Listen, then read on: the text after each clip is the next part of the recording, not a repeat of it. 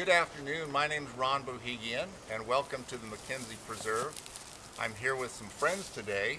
We are the Dry Creek String Band, and we want to welcome you to the fall celebration here at McKenzie Preserve. We hope you enjoy it. Go first. Huffy.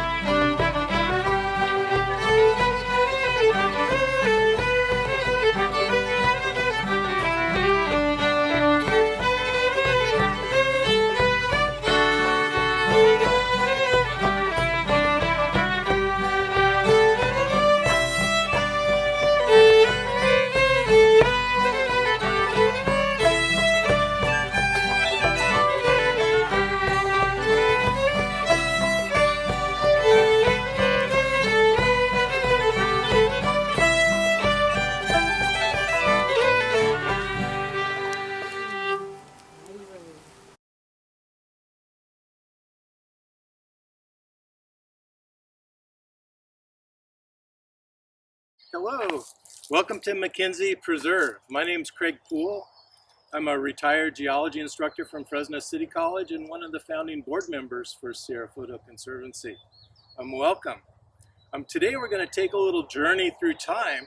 We're going to look at what landscapes and rocks tell us about the history of the McKenzie Table Mountain Preserve. And so we're going to start down here looking at some just classic granite, which makes up a lot of the backbone of the Sierra Nevada. We'll take a look at the geologic map of California a little later, but see that that's really the main rock type here in the Sierra Nevada.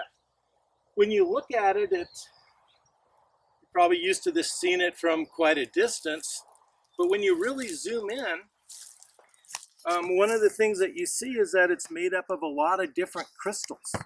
And these crystals represent slow cooling of magma deep beneath the Earth's surface.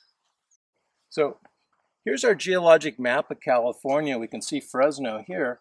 And if we look up in the Sierras here, we see mainly this red material, which is granite.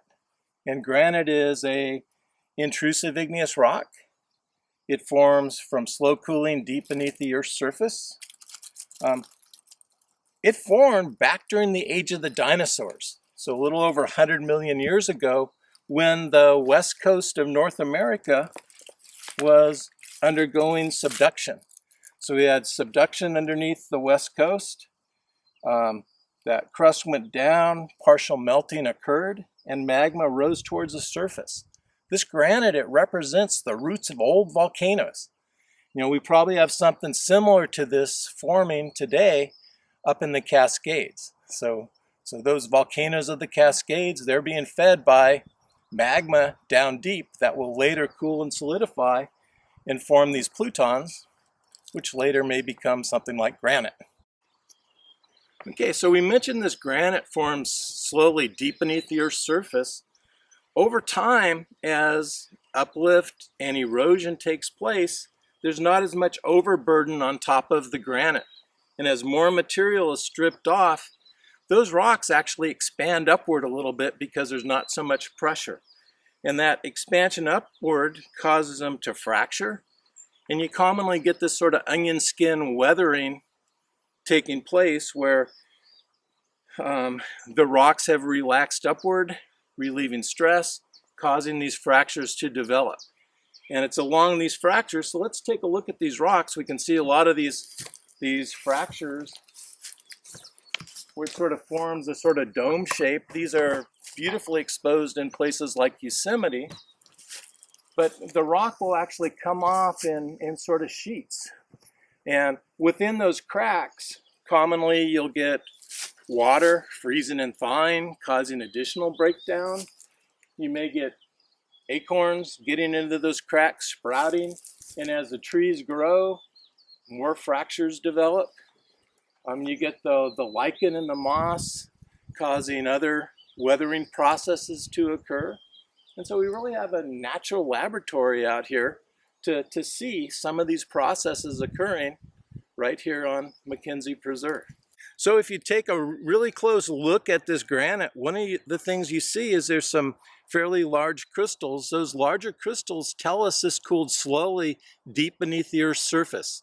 Granite's a kind of rock that we say is an intrusive igneous rocks where the magma cools slowly at depth in a series of plutons deep beneath the Earth's surface. And so these little crystals up close, we have things like biotite mica, which has some iron in it. There's some gray quartz in here, and then some white and sometimes sort of pinkish feldspar that's present in the granite. One of the things when you look over here, you don't see these crystals as easily because a lot of the granite tends to be covered with moss and lichen. And then as it weathers too, these iron-rich mica, biotite mica crystals, they end up oxidizing and it stains the rocks commonly where it's been sitting out in the atmosphere and weathering and stuff. Okay, here we have a chunk of some of the weathered granite. And you can see there's a little bit of moss. You can see some of the micas in here. And this, as it's exposed at the surface, one of the things that tends to happen is it really will start crumbling. And in fact, this was what forms that DG or decomposed granite soil. The little biotite micas, the dark colored minerals in here, you can see where there's a little orangish in here where they've oxidized. And you know, all these things are working in conjunction, both some chemical and mechanical processes to break this down, to weather it into smaller and smaller pieces to form our soil and to form some of our sediments. Here we are in one of the dry stream beds on the McKenzie Preserve, and one of the things that's sort of interesting is when you look at the pebbles in this stream bed, it sort of gives you an idea of what's being weathered and eroded. One thing that we don't see a lot of is the granite, because a lot of the granite just decomposes into this sediment, the sand and stuff that we see in here. But we do get some other interesting looking rocks. Some of these are metamorphic rocks, metavolcanic rocks. A little bit of granite, but not much. And then this gives us some clues as to what's further upstream. And we may be looking at some of this a little bit later there. But one thing you might notice here in the stream bed is how the shapes of these has changed over time. So imagine that further upstream, these would be quite angular, and then as they're transported and abraded, they end up becoming rounded after they've been transported a great distance. Welcome up the side of the hill. We're just below the top of Table Mountain, and one of the things you might notice here is some of this rock probably looks very similar to stuff we looked at earlier. You guys remember what that is? Yeah, granite, exactly. And here you can see where it's weathered a little bit right on the surface, but as you go further down, it becomes a lot more solid. Resting right on top of the granite in here, there's some of these rocks here. And you'll notice here too, some of these that have sort of weathered out and fallen down. What do you notice about the shapes of these? Yeah, they're sort of rounded and stuff. What the heck are they doing up here on the side of the mountain? You might think about, you know, we're way up on the side of the mountain and there's these rounded rocks on top of the granite. Now, where did we see rounded rocks before? Oh yeah, down on the stream bed. So what we're looking at here is a very important outcropping because it gives us a clue as to our geologic story here. Geologists are like detectives looking for clues in the rock record to give us an idea of what's happened here. So we can see evidence of a lot of running water up here at one time, eroding the granite, and then these being deposited on top of it. So we are just way up, just below the tops of the tables, way up the hill there. And we mentioned that geologists are like detectives. They look for clues. So one of our clues, we saw all these rounded rocks way up on the side of that mountain, which we know tells us there used to be a stream bed there. Another thing, if we look a little closer at other clues, this is an aerial photograph of the tables. And when you look at the pattern here, you can see a meandering pattern like what you see with a lot of streams. So that sort of gives us an idea of how to model the formation of Table Mountain. So we're going to go over here and we're going to look at a little demo, which will be a model that's really sped up compared to geologic time for what we see as far as the geologic process is going. Okay, so the Sierras haven't always been a really high mountain range. And one of the things that sort of gives us some clues as to how much uplift has occurred in the Sierras in, say, the last 10 million years is this lava flow behind us on Table Mountain. And so modeling the formation of Table Mountain gives us clues as to the processes involved in the formation of this remarkable little mountain out here. So here we have a broad plain with a river channel. And so one of the things we saw up the hill there was a lot of rounded boulders or cobbles and stuff down in representing an old river channel. We saw the meandering pattern. And the next thing that happened was a volcano erupted and it flowed down the lava flow. So what I have here is a volcano in a bag. And you just add water, and we will mix this up here. Okay, so after we get our consistency of the lava about correct, what we're going to do is we're going to erupt our volcano, and it is going to flow down the ancestral San Joaquin River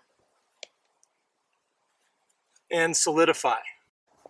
Okay, so here's our solidified lava across the broad plain of the Sierra foothills. So keep in mind that at that time the Sierras were not very high, very broad plain, probably drained an area east of California into Nevada. Okay, over time there was uplifting by faulting along the eastern Sierra front. If some of you have been over to the east side of the Sierras, there's a big fault that runs down the eastern Sierra. And so as the Sierras have been slowly going up over the last 10 million years, this lava flow is about 10 million years old, what's going to happen to rivers if this slope is a little steeper?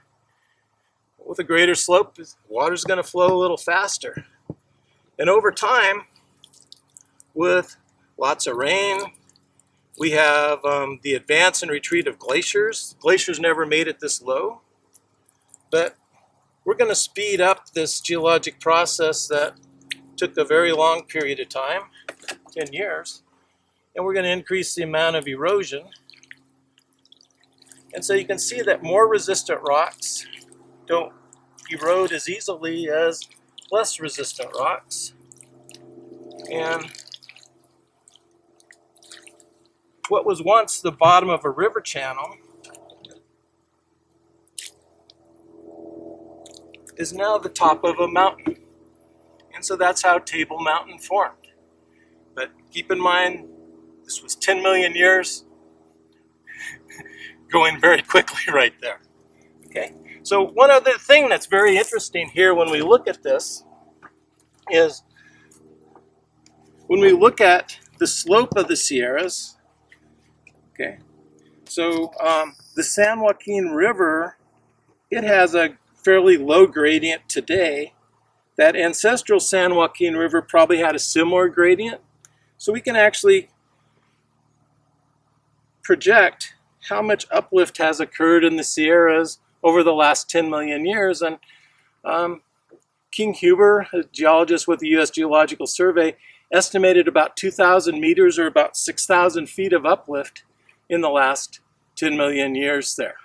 Welcome to near the top of Table Mountain out here on the McKenzie Preserve. When you look at the edge of the mountain there, you can see some of these nice vertical fractures.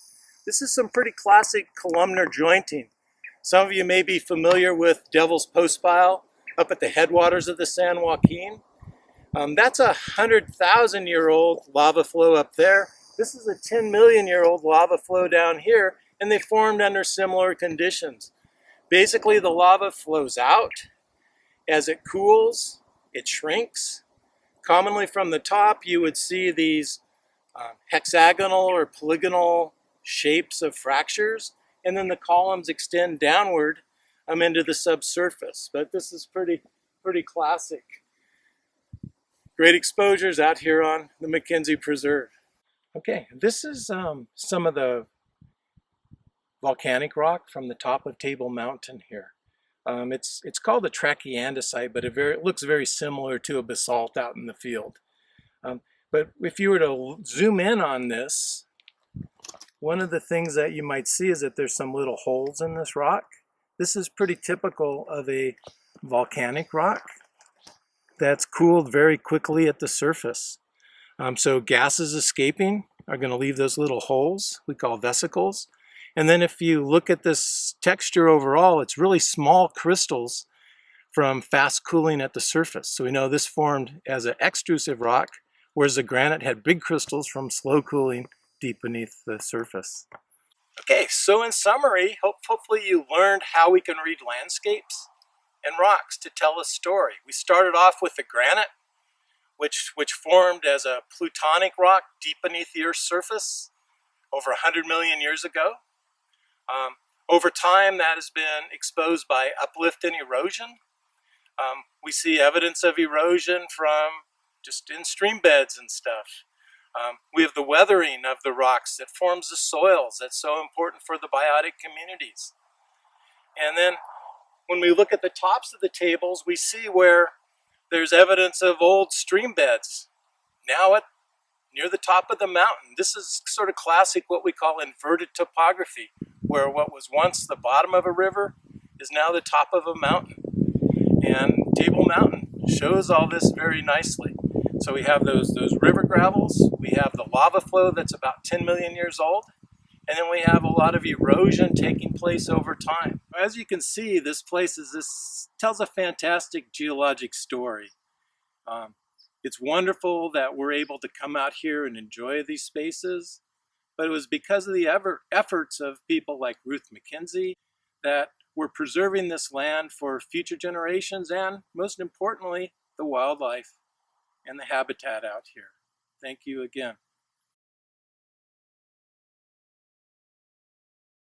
Hi, I'm Sarah Burnett, and thank you so much for joining me today. Today we'll be talking about the archaeology of the McKenzie Preserve for the fall celebration. Today we're going to be celebrating history by looking at the past and the traditional people who lived here. Traditionally, this would have been a Yokuts, Mono area, and those are both umbrella terms for the language groups that were here. Within those groups, there would have been hundreds of different tribes. Let me preface by saying that I am an archaeologist, and while I do have degrees in anthropology, archaeology, most of my education came from working for a tribe for almost 10 years. As you can see, I'm standing on a huge granite rock with a bunch of holes in it. These are known as mortar holes, and this is the kitchen. Do you have a kitchen at home? I do, and in my kitchen I have pots of all different shapes and sizes, and that's kind of what we're looking at right here, but from a long time ago. Traditionally, people didn't have all-clad pots and pans. They had baskets and they had mortar holes. And here, this is where people would pound acorn, seeds, nuts, berries, and that's what they used to make food. As you can see, they come in all different sizes. You'll have deep, large holes, and then you'll have these little flat guys right here. And it's because they were used for different things. So, this is the kitchen. What else do you have in your house? Do you have your bedroom? As an archaeologist, one of the things we look for are holes in the ground. I'm in a giant depression, and I'm not sure if you can see because of the camera, but I'm about 2 feet deep in a hole. Traditionally, people dug into the ground to build their houses. So over there, we have the kitchen, and here we had where people were sleeping. Sometimes you'll come across mortar holes that are very small, like these guys. We refer to these mortar holes as cupules. They're often far away from the mortar holes that we were at, that we refer to as the kitchen. These probably weren't used for food. They may have been used for medicines, or spiritual practices, or maybe even a calendar. If you look closely, you can see this is probably the biggest one, and then they get smaller and smaller and smaller. Thus far, we pretty much talked about the native people who lived here. And about 1850, Westerners started to roll through. And I'm standing right here in a road cut that you can actually see on the 1850s GLO map. This would have been known as the Balls Mill Road, and you can see where it's actually taken a cut out of the granite. A lot of people came here as miners. I'm sure you're familiar with fine gold, coarse gold. They're named that because of the gold that was found there. Even here in the McKenzie Preserve, you can find an arastra, which is an old mining tool used to find metals, golds, minerals, and other things. So we have talked a little bit about the history. What we've talked about today is maybe this much in this huge scheme of things. But some of the most important things that I've learned working for a tribe is how to respect this land and respect the people who were traditionally there. One of the biggest things that I always want to share with people and that I've learned is that to use Native people in the present tense. While people don't necessarily live out here anymore, some people still gather materials to make baskets. They still make their traditional foods, speak their traditional language, and practice their traditional culture. So when we say things like natives used to, it's almost like we're erasing them from our narrative. One of the other things I've learned, and something that is really valuable, is the leave no trace principles. But something that's always been left out is if you find artifacts. So often, every so often, not so much anymore actually, because of people going through finding arrowheads and picking them up, we don't see them that much. And because of this, we've lost a lot of history. Those things aren't ours. They actually belong to the traditional people who lived here. So if you do find something, an arrowhead, a pestle, one of the best things you can do is actually bury it off of the trail. Thank you so much for spending today with me. This was short, it was sweet, and I just want to leave you with that there is so much history here. And sometimes it's hard to find resources, so I'm going to make sure that at the end of this, there's a list of things that you can look up on the internet, get from the library, or buy to have at home. I hope you all have a great day, and I hope to see you out on the trail soon. Hi and welcome. My name's Linda Marie Hurst. I'm one of the docents here for the Sierra Foothill Conservancy. I've been a volunteer docent and also a member for close to about 10 or 11 years now. It's a wonderful organization and I'm looking forward to hopefully meeting you very soon. So let's come to a standing position and we're going to get ready to connect with our body, connect with our breath, and maybe just absorb some of the sounds and energy that's all around us. So standing up nice and tall, let's take a moment just to feel the length in the body. Draw your awareness down to the soles of your feet. And we're going to take our body weight and shift it forward and back. Just a little bit, forward and back, feeling the toes and the heels. Still stay on the ground, but just starting to connect with our balance, our center of gravity, and let's start to shift our weight from side to side.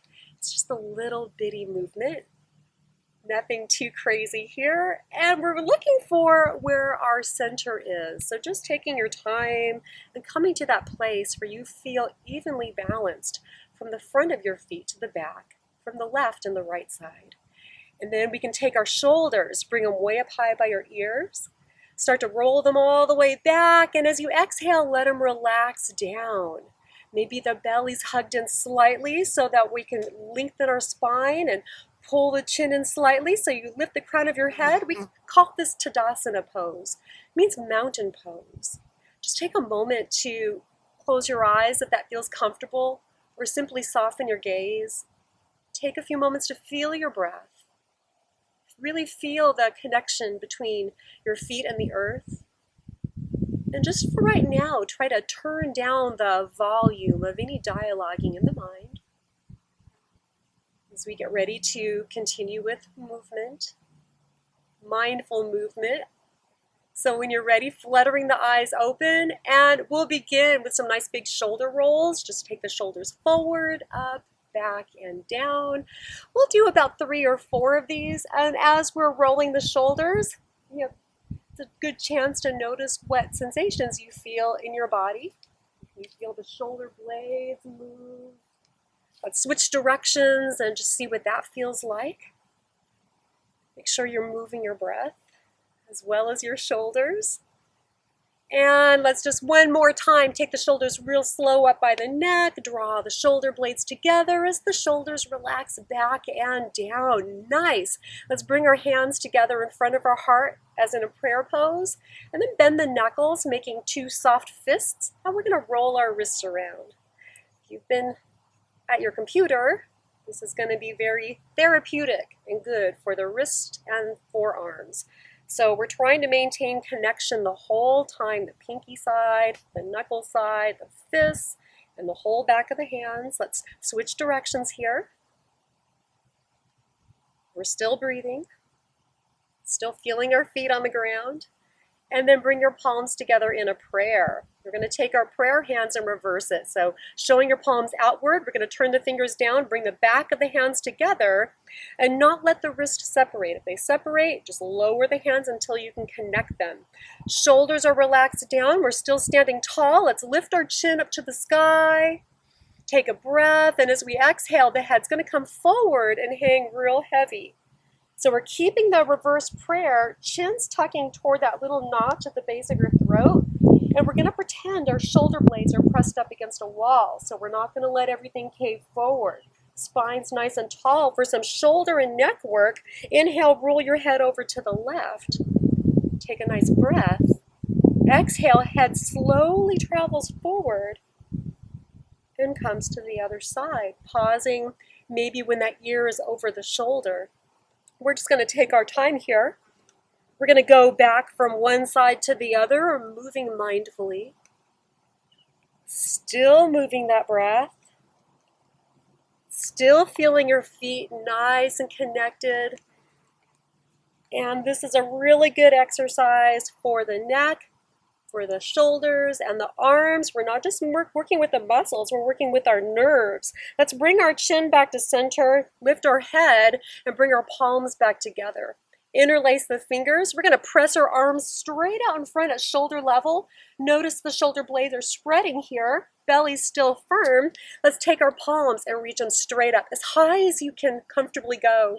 So the armpits are opening up, the chest is expanding. Let's press the sky away with our palms. Inhale, lift your gaze. Exhale, keep your arms where they are and just let the head come forward and down. One more time. Another neck stretch. Inhale, gazing forward. Exhale, soften your wrist, bend your elbows, and bring your hands behind your head. So for the next exercise, your feet, if you want a higher intensity, you zip the legs together and bring the ankles, heels, and big toes to touch. A little more accessible. The feet can be any place you want so that you feel good. We're going to press down through the legs and inhale, open the elbows, lift the heart, look up, and exhale, long spine, press the palms up, and let's lean over to the right. Nice and slow for a nice lateral stretch. Inhale, come back to neutral, hands behind your head as you exhale. Next inhale, elbows open, heart lifts, baby back bend if you like. Exhale, neutral spine, palms press up, and we take it to the left. Just a good stretch. Let's do this whole cycle one more time. So coming back up straight, hands behind head. Nice big inhale to open the chest, the heart, the arms, and exhale, pressing it up, take it over to the right. Notice that lower belly still a little bit active here for support. Bring it back up last time. Inhale, nice big open heart, long spine. Exhale, pressing that sky away. Make more room for our practice, our bodies, our breath. And bringing it back up. We'll pause, let the arms rain down. Okay, let's give our legs a little love. So just stepping the feet nice and wide apart here. Not our widest, I'd say maybe 3 feet. And we're going to bring our hands to our hips and just kind of tick-tock the hips back and forth. Take your hips over to the right, lean your torso to the left, come back to center, and take it to the other side. Let's do this one more time. Pass through center, tucking the hips over to the right, spine stays long, bring it back, and exhale. We're about to switch it up. We're going to bring it around town. This time, sweep your hiney behind you as you lean forward. Bring it around to the right. Take a breath and exhale. Take it the other side. This should feel like a pretty good hamstring stretch. And we'll continue a few more times. I always feel like a backup singer doing this part. I don't know why. Do backup singers do this? Maybe not, but it feels good. Okay. Let's just go ahead and pause here. Bring your hiney back one more time. Pause, bend your knees. And we're going to plant our hands on our thighs. Now we want to take the weight of our torso in our arms. We want to make sure that we're not sinking in the shoulders. So really press down. Spine is long, tailbone's untucked. That's important. We're going to work with our hips next. This is called cat-cow, and it'll be done in a standing position. So on an inhale, back bend, pointing the tailbone back. Spread your chest, hug your shoulder blades, and look up. Exhale, we're gonna scoop the tailbone round the back. Belly button hugs in, head comes forward heavy. Should feel a really good back stretch. Inhale, arching your back, look forward like you're making a letter U shape with your spine. Exhale, scoop it under, look down at your belly, let the head hang forward. One more time. We're just moving with that breath. And bring it back to neutral. Come all the way back to a standing position, shake it out. Shake out your arms, your shoulders. And we're just gonna end by closing the eyes if that feels comfortable, or soften the gaze and bring the palms together at the heart. I thank you for joining me, for sharing your time, your energy, and for supporting this beautiful organization, and of course supporting our wild places too. Deep bows. Namaste.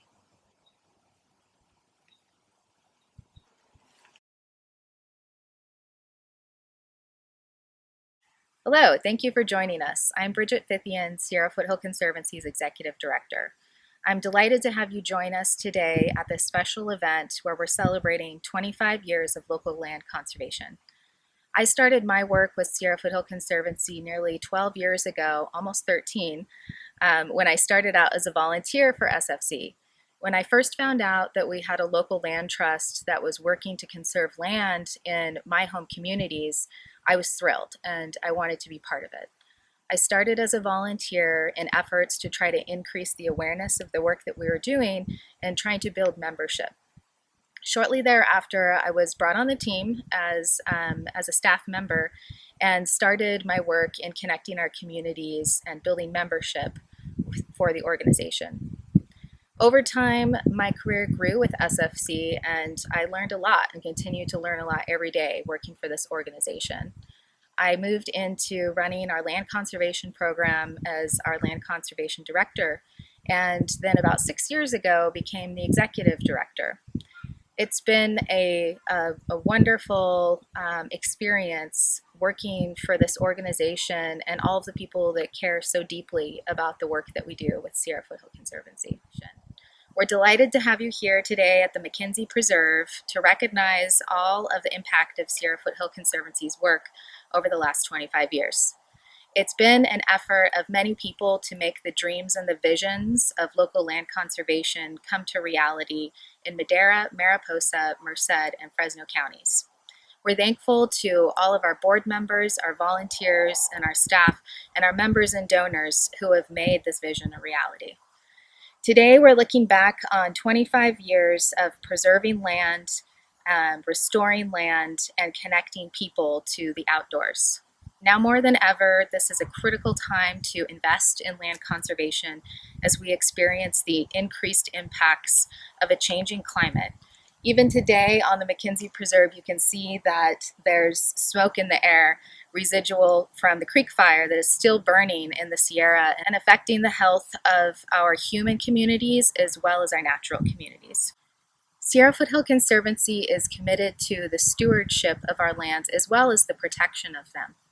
The need for rangeland management and forest restoration is all the more pertinent in this time of increased fire, flood, and catastrophic impacts to our landscapes.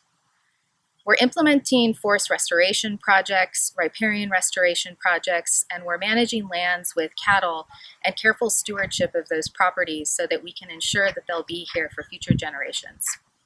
As a mother of 2 children and an auntie of several others, it's personally important to me that we are conserving lands so that our children in the future will be able to experience the natural lands that we've enjoyed throughout our lives. We want to invite you to join us this year in our year-end campaign as we celebrate 25 years of local land conservation. Please consider making a donation to Sierra Foothill Conservancy to invest in the conservation, stewardship, and the connection of people to place. Another initiative that Sierra Foothill Conservancy has been committed to for many years is connecting children with nature. We particularly focus on bringing not only our local communities and folks who might already have a connection to this work out to our lands, but we also partner with our local school districts and our local teachers to bring their classrooms to our preserves from all over our service region. In the Fresno area, we're able to connect approximately 5,000 students every year with our McKenzie Preserve where we are today. Each of those children have such an amazing experience when they come out onto this preserve and experience the natural world. Thanks to our volunteers and our education docents, they're able to have incredible experiences that they would not otherwise have access to. This is part of our commitment to building the future stewards of these lands as well. It's important that we engage multiple generations in the work of Sierra Foothill Conservancy so that as we uphold the commitment to perpetuity and conserving these lands forever, the generations of the future care about them and are connected to them. We want to invite you to join us this year in our year-end campaign as we celebrate 25 years of local land conservation. Please consider making a donation to Sierra Foothill Conservancy to invest in the conservation, stewardship, and the connection of people to place. Because of the vision and commitment that a group of concerned citizens had for our region 25 years ago, Sierra Foothill Conservancy has established the foundation that has led to the incredible accomplishments of this organization to date. We've conserved over 40,000 acres of working lands and natural lands throughout our service region, and we're excited and looking forward to conserving another 10,000 in the next year. We've been able to accelerate our land conservation accomplishments because of the investments from donors and members like all of you. We depend on your donations and on your commitment to the work that we're doing together in order to continue moving forward with all of this important impact to our region. Currently, we're implementing over 2,000 acres of forest restoration projects that are going to help protect the natural communities in those landscapes that we've conserved with our conservation easement landowners, but they're also helping to protect the surrounding human communities where folks have their homes. This is one of the new initiatives that Sierra Foothill has taken on in the last handful of years to try to protect not only the conservation values of the lands that we're charged with stewarding, but also to think about how we can use conservation to help protect the human community as well. These type of efforts will be more and more important to the future of our communities as we anticipate increased catastrophic fire, increased flood events, and other impacts that we can't even foresee at this point. It's important that our land trust is nimble enough to adapt to the changing conditions and to implement new priorities so that we can continue to evolve in our stewardship of our conservation lands. Our volunteers have been a critical core to the work that we've been able to do from the very beginning of this organization being completely volunteer run to building up over the years to have our wonderful volunteers leading hikes and classes, helping with stewardship projects, and helping care for our lands. We want to extend a huge thank you to everyone who has committed their time and their energy to our organization. It's been an incredibly challenging year for our communities on many levels, and we're incredibly thankful for the ongoing commitment and support that Sierra Foothill Conservancy has received from our donors, our members, our volunteers, and our docents who do so much for our organization, as well as all of our landowners who continue to partner with us to conserve land and to help restore it as well. We're hoping that you will join us today in making a donation to our year-end campaign as we work to meet a goal to raise $70,000 for local land conservation. Your contribution will help us propel the organization into the next year and take on the next 25 years of conservation to come. Again, thank you so much for joining us for our fall celebration and helping us launch our year-end campaign to celebrate 25 years of local land conservation. Hi, well this is Sammy, and Sammy is an ambassador for the Sierra Foothill Conservancy, And Sammy is a great horned owl, and she and I have been going out and visiting different classrooms and attending different events for 20 years now. Every year, except for this one, we have seen over 10,000 children to be able to share the message about birds of prey and the ones in particular that live around us right here in Fresno County. Okay, so like I said, she's 20 years old. That's much older than most great horned owls live in the wild. In the wild, they're lucky if they live to be 7. But in captivity, she can keep on going. And hopefully we're going for another 10 years. I think by that time I'll wear out. So Sammy is a female, and as you can see, she's not a really large great horned owl, although she may look like it in the picture. Okay? She's a very small female, and for birds of prey, the female is usually larger than the male by at least 1/3. So she kind of tricked me there for the first 6-7 years of her life, calling her Samuel and he, because I thought she was a male, because they look exactly the same except for the size.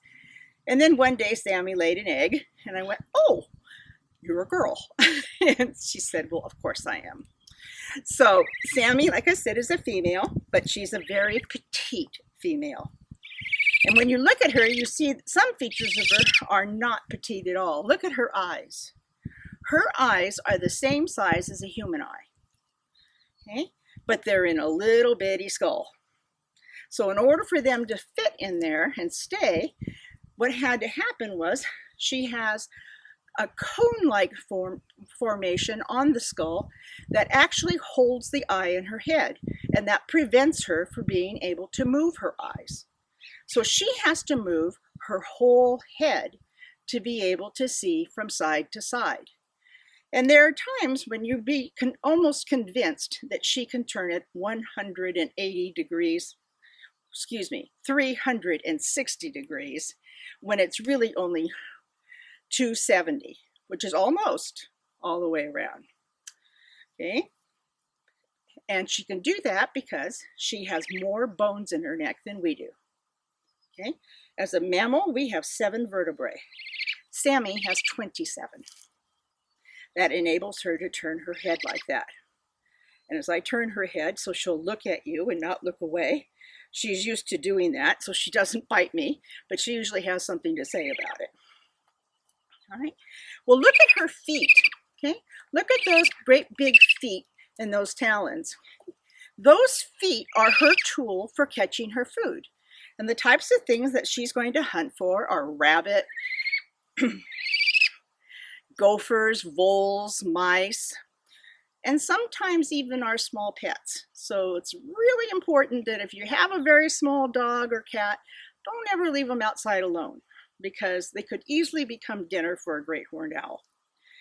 So those feet she uses to grab her prey, and then those talons will pierce the vital organ to make the kill. And her feet can exert over 800 pounds per square inch of pressure. So I have a thing that I like to use when I do a presentation. And this is a device that's meant to measure grips. And so when you squeeze it as hard as you possibly can, and then it's usually the most macho one goes like, "Oh, I can do what, oh, it's only 65 pounds per square inch. I'm not even close to what a great horned owl can do." Okay? So it's kind of fun to be able to use things like that. So another really interesting thing about owls in particular, but you can really notice it on a great horned owl, is the fact that their feathers are different than other birds.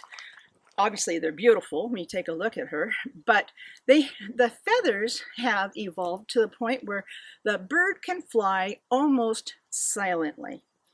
And one of the reasons why is because on the very edge of her leading of her primaries, they are fringed so that it helps to disperse the air and the noise as it goes over her. And the other is that owls' feathers are said to be softened So, and they really are, all right, really are much softer than other birds' feathers because they have millions of little microfilaments that come up that help to disperse the sound as well, giving them the ability to fly silently when they don't talk. Watch her, see if she'll. Okay, watch her pupil. Her pupil got really little, and then when she wants to let in more light, she'll let the pupil get big again to dilate it. Okay, if we go to the doctor to get our eyes tested, they put drops in our eyes to make our pupil get big so they can see into our eye. Well, she can do it automatically. She doesn't need drops. So, and her eyes don't work together. They work independently. So one eye can be dilated and the other eye a pinpoint. Billy, and he is a red-tailed hawk, and he actually came from this area right beside the McKenzie Preserve. It was Morgan Canyon, and he is, how old? He's 11 years old this year. And he, as a red-tailed hawk, has that beautiful reddish-brown tail that we see, and that's how they get their name. Okay, Billy is what's called a rufous morph of red tail. He's very dark on his back, has a lot more red within the feathers, and on his breast, he has a red breast rather than the big white bib that most of the red tails around our valley have. Now, I think it makes him special. He thinks it makes him special. It's just a different color. That's all it is. But if you drive up here to the preserve or through the Prather Morgan Canyon area, you will see many of these morph up here. So I'm assuming that they're probably all cousins to Billy. Billy, like Sammy, has gone out and visited many classrooms. Sometimes as an ambassador for Sierra Foothill Conservancy, other times just through an education program of my own, Birds of Prey. But he is a really good example of birds that live all around us. They're in the city as well as out in the country. These birds live from the Pacific to the Atlantic coast, from the desert to the tundra. And they have a very healthy population. They're a very sturdy bird. Pollution hasn't affected them nearly as badly as other birds have. DDT did not affect their numbers at all like it did with the peregrine falcon. So just a really hardy bird. And as a result of that, we have hit saturation level as far as population. Nature has a way of taking care of things. If you have too many birds and not enough food, some of the birds are going to die off. Okay, that's what we mean by hitting a saturation point. And red-tailed hawks have hit that within our valley for sure, because they do so well. But they are such an aid to us just as an individual and to farmers, because these are avid hunters of rabbits, gophers, mice, rats, and again, once in a while, small pets. The ones that are living in town have learned to hunt backyards. So you want to make sure you keep small pets inside during the day and night. You don't want to let them out there alone. Billy is a male, and I'm not 100% sure of that, but after 11 years, there have been no eggs, and based on his size, this is the typical size of a male red-tailed hawk. The females would be about this much taller. Now you can see his wingspan is about 3.5 to 4 feet, and a female's wingspan could easily be 6 foot. Okay? So based on his size and the fact that we haven't produced any eggs, I'm pretty sure Billy is a boy. Billy's going to live in all the same areas that the great horned owl live in. Okay? And they're going to compete for the same types of food. It's just that Billy's going to hunt during the day. He's diurnal, as opposed to Sammy, the owl, hunting at night, nocturnal. But when it comes to who's going to be the leader of the whole hunt, it's going to be the great horned owl, because the great horned owl is that much stronger than the red-tailed hawk. As a matter of fact, great horned owls take the nest of a red-tailed hawk from the previous year because great horns nest first. So in January, when they're looking to lay eggs, they're too lazy to build a nest, so they'll take a red-tailed hawk's nest. And then later, when they're in it and the red-tail wants to nest in March and April, it's already full. So they have to go out and go build their own nest. And they build very strong, high up nests that are made out of big sticks that will last year after year if a great horn doesn't use it. If a great horn uses it, it'll get trashed in 1 year. Thank you so much for continuing your support with the Sierra Foothill Conservancy and allowing people like myself and with my birds to be able to go out and be an ambassador for the Conservancy, as well as visit people in person. And hopefully when we get past this, we will once again be able to go out and do in-person visits. Thanks for joining us. Good evening. My name's Paul Berry. I'm currently the board chair of the Sierra Foothills Conservancy. I became a member about 17 years ago when I first moved to California. And filling out the form, they said, what could you contribute? And I said, well, I'd volunteer. And so Bill Dennison, who was a staff member at that time, called me up and asked me to come out here to the McKenzie Preserve and help. Bill taught me to string fences, to put in gravity wells. It was great. When I got too decrepit to do that anymore, then they asked if I'd be on the board. But that first experience doing things just like the pioneers who settled this land in the first place did was really rewarding. Out here I've seen bobcats, a million ground squirrels, eagles, bluebirds, vernal pools, grinding holes. This is just a fantastic property. In its first 25 years, SFC has protected 40,000 acres of property. This is a dynamic, growing organization. My favorite part of SFC is that we are literally saving the world for our children and grandchildren, saving it for the future. We're fighting climate change. We're preserving our natural lands for the people that come after us. And that makes me feel good. But another wonderful part is the people that I meet. These are good folks. The members, the people that come out to our open houses, but especially the staff. The staff are incredible. They are so devoted, so hardworking.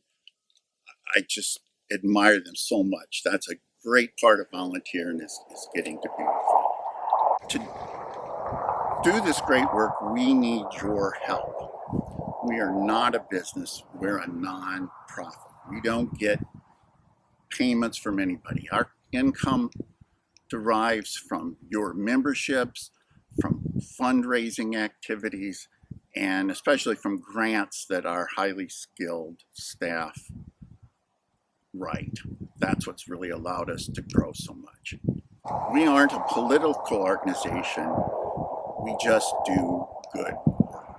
And COVID-19 has made it a lot harder for us, just like it's made it difficult to you. Right now, all our lands are closed to members, they're closed to the public, they're even closed to the board members. This is the first time since last fall that I've been on a property just to film this. That means we can't have our open houses. We can't use those to recruit members. We can't do fundraisers. We can't get the support financially that we need. And that's where you come in. We can't wait to reopen these properties to you. We can't wait to get out here ourselves. In the meantime, we're going to be kicking off an end of the year fundraiser, our annual fundraiser, and we need your help for that. You need to renew your membership. You need to reach out to your constituency, to your friends, to your social network, and get them to join SFC.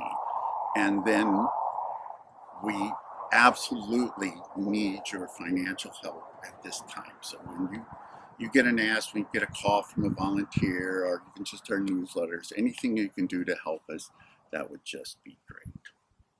Thank you, and stay healthy, stay safe.